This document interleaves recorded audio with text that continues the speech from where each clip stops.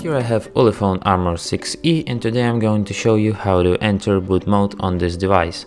So first of all, you have to turn it off by holding power key. Then you tap power off and OK.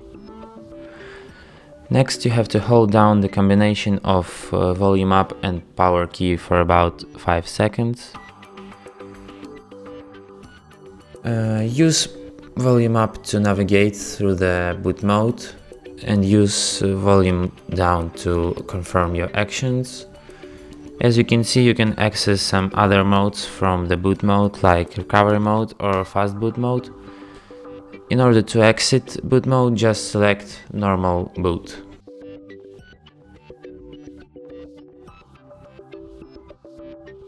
And that's it. Thanks for watching. If you find this tutorial useful, don't forget to hit that like button and subscribe to our channel.